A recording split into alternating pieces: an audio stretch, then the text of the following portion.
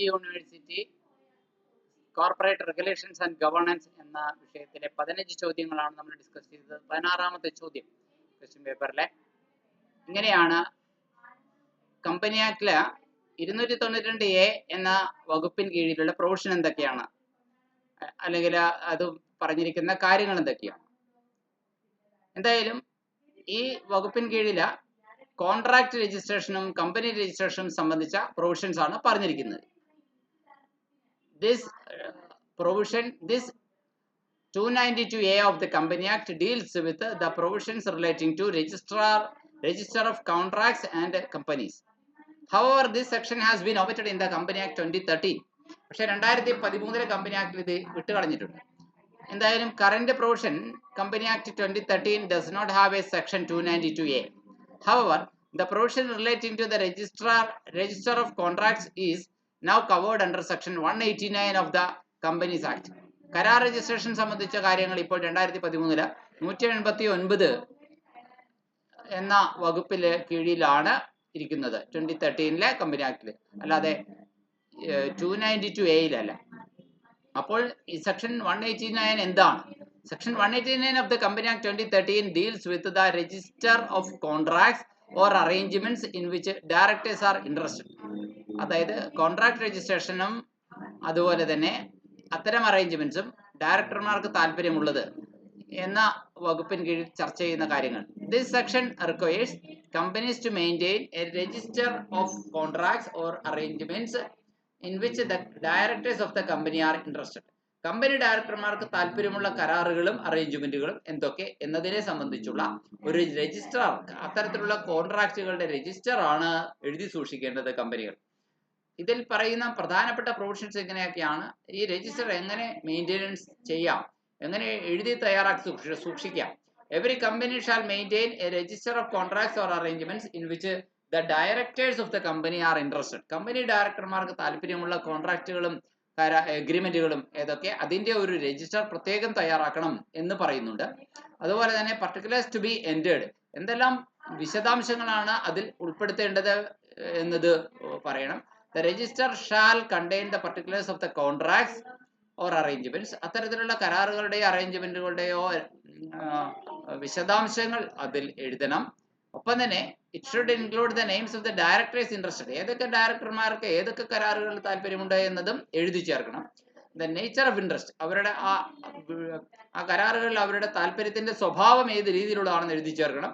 And the duration of the contract, ആ കരാർ എത്ര വർഷം വരെ നീണ്ടു നിൽക്കുന്നതാണ് എന്നും എഴുതി ചേർക്കണം. ഒപ്പം തന്നെ ഇൻസ്പെക്ഷൻ ഓഫ് രജിസ്റ്റർ, ഈ register പരിശോധനയുണ്ട്. The register shall be opened to inspection by the members of the company and other specified persons. കമ്പനിയുടെ അംഗങ്ങളും മറ്റ് സ്പെസിഫൈഡ് പേഴ്സൺസുമാണ് ഈ രജിസ്റ്റർ ഓപ്പൺ ചെയ്യുക.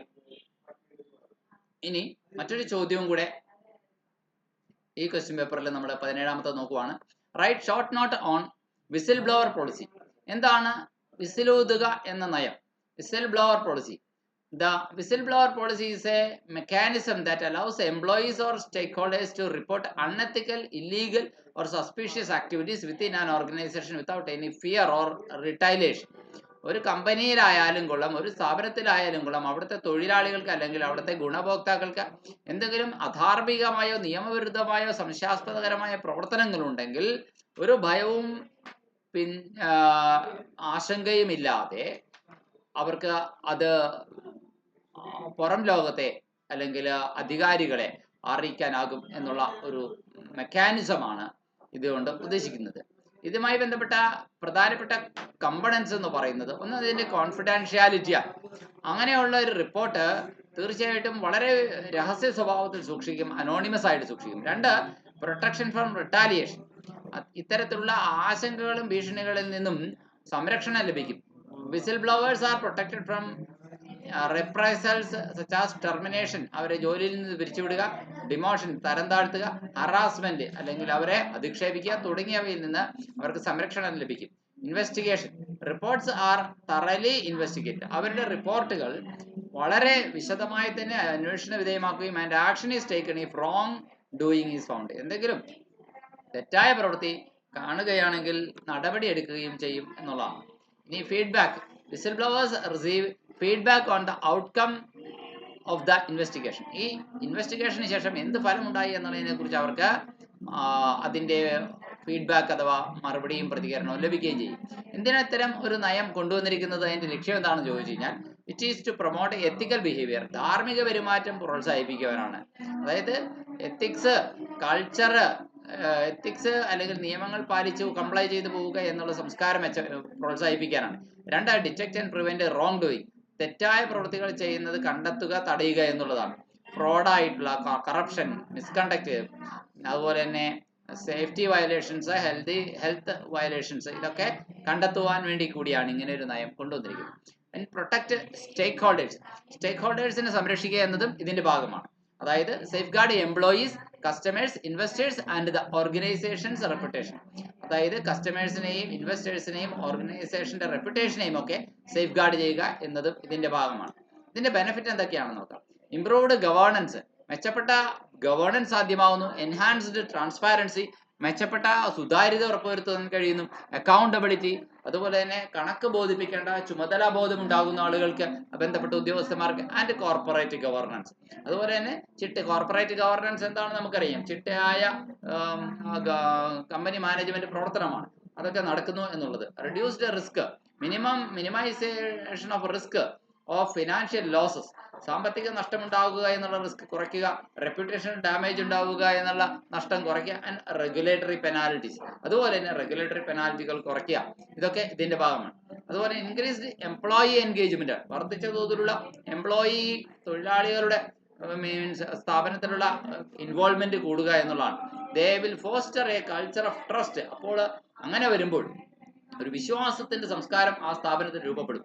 ഒരു ഓപ്പൺനെസ്, തുറന്ന മനോഭാവം രൂപപ്പെടും. ആൻഡ് എംപ്ലോയി പാർട്ടിസിപ്പേഷൻ, തൊഴിലാളികളെയും കൂടി വിശ്വാസത്തിലെടുത്തുകൊണ്ട് അവരെയും കൂടി എല്ലാ കാര്യങ്ങളിലും പങ്കെടുപ്പിച്ചുകൊണ്ടുള്ള ഒരു നടപടിക്രമം സാവകാശത്തിൽ ഉണ്ടായി വരും. ഇതൊക്കെയാണ് ഇതിന്റെ ലക്ഷ്യങ്ങൾ. ഇനി മറ്റൊരു ചോദ്യം എങ്ങനെയാണ്, അതേ ചോദ്യ പേപ്പറിലുള്ള 18ാമത്തെ ചോദ്യം, list the duties of the chairman of the board meeting.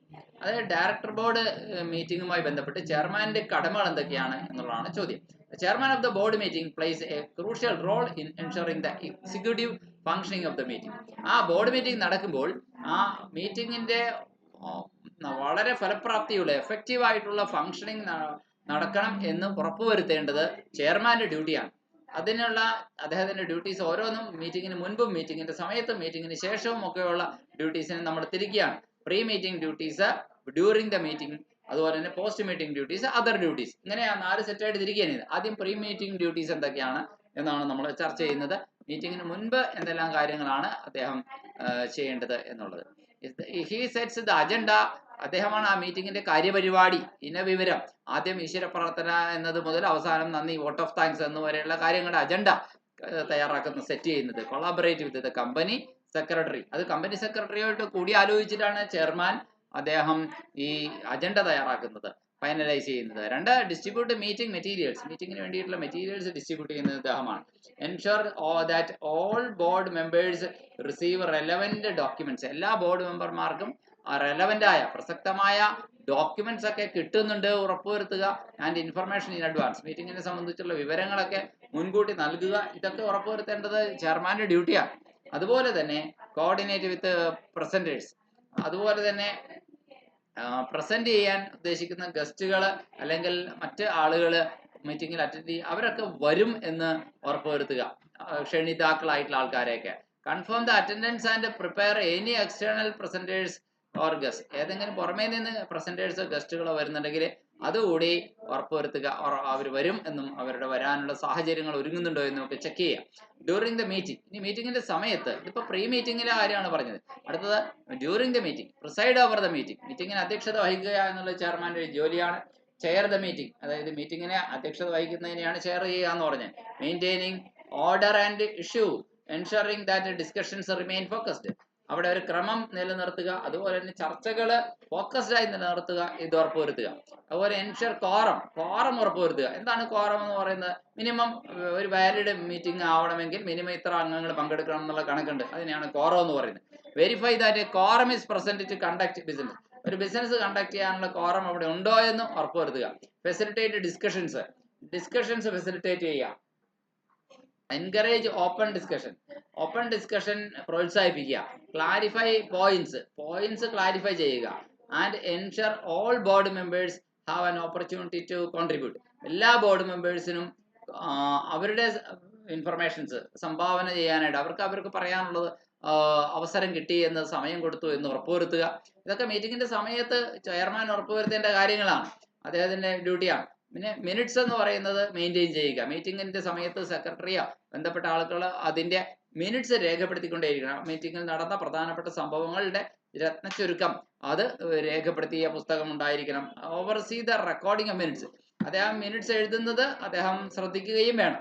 Ensuring accuracy, അത് കൃത്യമായിട്ട് തന്നെയാണോ, ഇമ്പോർട്ടൻ്റ് ആയ വിവരങ്ങൾ ഉൾപ്പെടുത്തിയിട്ടുണ്ടോ, ഏതെങ്കിലും പ്രധാനപ്പെട്ട വിവരങ്ങൾ വിട്ടുകളഞ്ഞാണോ മിനിറ്റ്സ് ഉണ്ടാക്കിയിരിക്കുന്നത്, അതിന്റെ കംപ്ലീറ്റ്നെസ്, അതിന്റെ പൂർണ്ണതയെക്കുറിച്ച് ഉറപ്പുവരുത്തേണ്ട ചുമതലയും കൂടി ചെയർമാനുണ്ട് എന്ന് മനസ്സിലാക്കണം. ഇനി ഡിസിഷൻ മേക്കിംഗ് ആൻഡ് വോട്ടിംഗ്. മീറ്റിംഗിന്റെ സമയത്ത് ഡിസിഷൻ മേക്കിങ്ങും വോട്ടിങ്ങും നടക്കുകയാണെങ്കിൽ തീർച്ചയായിട്ടും ഗൈഡ് ഡിസിഷൻ മേക്കിംഗ്, അവരുടെ തീരുമാനമെടുക്കുന്നതിനെ ചെയർമാനാണ് ഗൈഡ് ചെയ്യേണ്ടത്, facilitate the decision making process. അങ്ങനെ ഡിസിഷൻ മേക്കിംഗ് പ്രോസസ്സിനെ ഫെസിലിറ്റേറ്റ് ചെയ്യാം.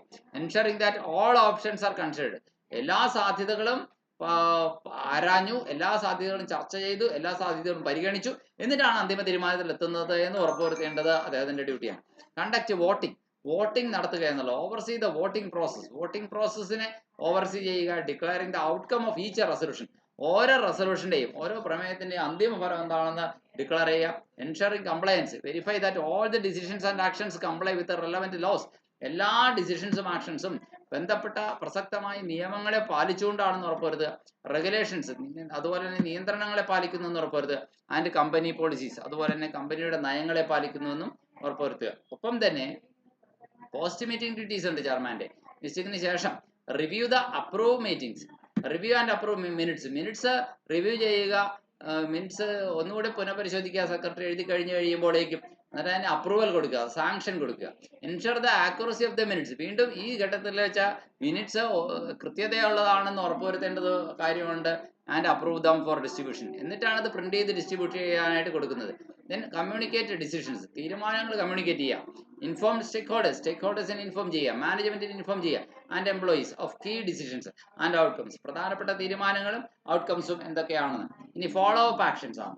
Assign and monitor follow up actions, follow up actions ഓരോരുത്തരെ ഏൽപ്പിക്കുക, അത് മോണിറ്റർ ചെയ്യുക. അറൈസിങ് ഫ്രം ദ മീറ്റിംഗ്, മീറ്റിംഗിൽ നടന്ന തീരുമാനങ്ങൾ അത് പിന്നെയും അത് നടപ്പിലാക്കുന്നതിന് വേണ്ടിയിട്ട് അത് വിടാതെ പിന്തുടരണം. ഫോളോ അപ്പ് ആവശ്യമാണ്. ആ ഫോളോ അപ്പ് ആക്ഷൻസ് വിടാതെ അത് പിന്തുടരാൻ വേണ്ടിയിട്ടുള്ള എന്തൊക്കെ ആക്ഷൻ എടുത്തു, മീറ്റിംഗിലെടുത്ത തീരുമാനങ്ങൾ നടപ്പിലാക്കാൻ വേണ്ടി എന്നത് പ്രധാനം, അത് ചെക്ക് ചെയ്തുകൊണ്ടിരിക്കണം. അതും ചെയർമാന്റെ ഡ്യൂട്ടി. അപ്പോൾ ഇതൊക്കെ മീറ്റിംഗ് കഴിഞ്ഞതിന് ശേഷമാണ്. അവിടെ മീറ്റിംഗിലെടുത്ത കാര്യങ്ങൾ വിട്ടുകളയരുത് ചെയർമാൻ, അതിന് ഫോളോ അപ്പ് അദ്ദേഹം നടത്തണം. അതുപോലെ തന്നെ മറ്റ് റെസ്പോൺസിബിലിറ്റീസും ഉണ്ട്. മെയിൻറ്റെയിൻ കോൺഫിഡൻഷ്യാലിറ്റി, രഹസ്യ സ്വഭാവം സൂക്ഷിക്കുക എന്നുള്ളതുകൊണ്ട്, അതായത് മീറ്റിംഗിൽ ഡിസ്കസ് ചെയ്ത മാറ്ററിനെ സംബന്ധിച്ചുള്ള കാര്യങ്ങൾ പുറത്ത് സെൻസിറ്റീവ് ആണെങ്കിൽ വളരെ കോൺഫിഡൻഷ്യൽ ആയിട്ട് സൂക്ഷിക്കണം.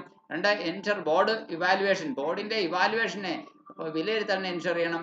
He should have to oversee the evaluation of the board's performance, director ബോർഡിന്റെ പെർഫോമൻസിനെ വിലയിരുത്തുന്നുണ്ട്. അത് എത്രമാത്രം കഴിഞ്ഞ പ്രാവശ്യത്തെക്കാൾ ഈ ഡയറക്ടർ ബോർഡിന്റെ പെർഫോമൻസ് ഈ കൊല്ലം കൂടുതലാക്കാൻ കഴിഞ്ഞുവോ, എന്നിട്ട് അല്ലെങ്കിൽ താഴ്ന്നു പോയിട്ടുണ്ടെങ്കിൽ അത് ഇമ്പ്രൂവ് ചെയ്യാൻ വേണ്ടി എന്തൊക്കെ മാർഗങ്ങൾ ഇനി സ്വീകരിക്കാം. ഡയറക്ടർ ബോർഡ് നന്നായി ഫംഗ്ഷൻ ചെയ്യുന്നതെന്ന് ഉറപ്പുവരുത്തുക സ്ഥാപനത്തിന്റെ ഒരു ഗുഡ്വില്ലും കൂടിയാണ്. അതുപോലെ തന്നെ foster a positive board culture, director ബോർഡിന്റെ കൾച്ചർ എന്ന് പറയുന്നൊരു പോസിറ്റീവ് കൾച്ചറായിട്ട് പരിപാലിച്ച് കൊണ്ടുവരിക എന്നുള്ള, വളർത്തിക്കൊണ്ടുവരിക എന്നുള്ള. എൻകറേജ് ഓപ്പൺ കമ്മ്യൂണിക്കേഷൻ, എങ്ങനെയാണ് positive board culture, director board culture ഉണ്ടാവുക?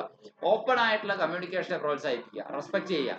And collaboration among board members, board മെമ്പേഴ്സിന്റെ ഇടയിലുള്ള കൊളാബറേഷൻ അല്ലെങ്കിൽ സഹകരണം, അത് ഒത്തൊരുമിച്ച് പ്രവർത്തിക്കൽ, അതൊക്കെ ഉറപ്പുവരുത്തുക എന്നത്. അടുത്ത ചോദ്യം, what are the essentials of A valid motion, ഒരു വാലിഡ് മോഷന് വേണ്ടിയിട്ടുള്ള എസെൻഷ്യൽസ് എന്തൊക്കെയാണെന്നുള്ളത്. ഒരു പ്രമേയം അത് വിലയുള്ളതാവണമെങ്കിൽ എന്തൊക്കെ അനിവാര്യ ഘടകങ്ങൾ വേണം എന്നുള്ളതാണ് അടുത്ത പോയിന്റ്.